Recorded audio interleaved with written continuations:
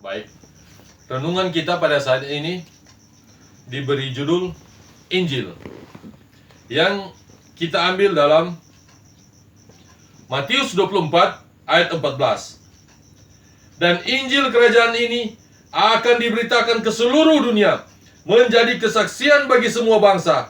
Sesudah itu barulah tiba kesudahannya.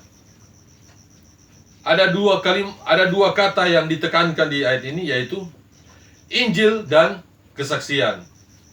Yesus semasa hidupnya juga, Yesus memberitakan Injil, yang bisa kita baca dalam Matius 9 ayat 35. Demikianlah Yesus berkeliling ke semua kota dan desa. Ia mengajar dalam rumah-rumah ibadat dan memberitakan Injil kerajaan sorga, serta melenyapkan segala penyakit dan kelemahan. Dikatakan sini, ayat ini menyatakan bahwa Yesus pun memberitakan Injil kerajaan sorga.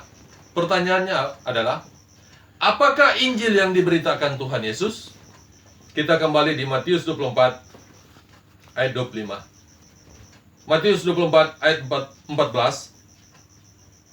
Dan Injil kerajaan sorga ini akan diberitakan ke seluruh dunia, menjadi kesaksian bagi semua bangsa.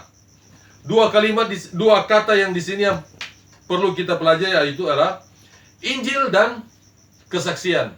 Apa itu Injil?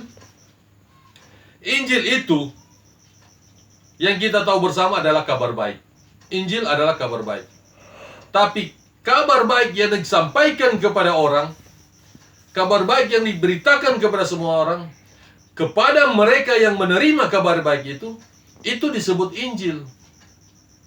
Tapi mereka yang tidak menerima kabar baik itu disebut kesaksian.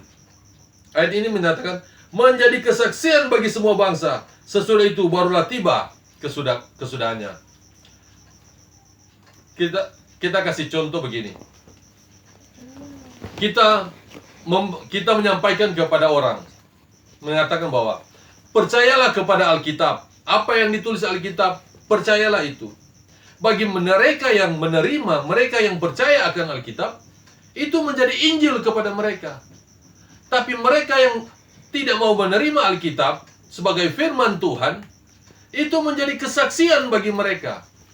Jadi kita bisa lihat kalimat yang sama, tapi menjadi dua arti, yaitu Injil dan kesaksian. Kalimat yang sama yang disampaikan bagi mereka yang menerima itu menjadi Injil kepada mereka, sementara bagi mereka yang tidak menerima itu menjadi kesaksian. Jadi kalimat yang sama menjadi dua arti. Kita kasih contoh mungkin begini. Jangan kamu mencuri. Bagi mereka yang menerima firman Tuhan, jangan kamu mencuri, itu menjadi Injil bagi mereka. Tapi mereka yang tidak menerima firman Tuhan yang menyatakan jangan kamu mencuri, itu menjadi kesaksian bagi mereka. Pelajarannya juga begini, seperti ini. Jangan kita kecewa dengan hasil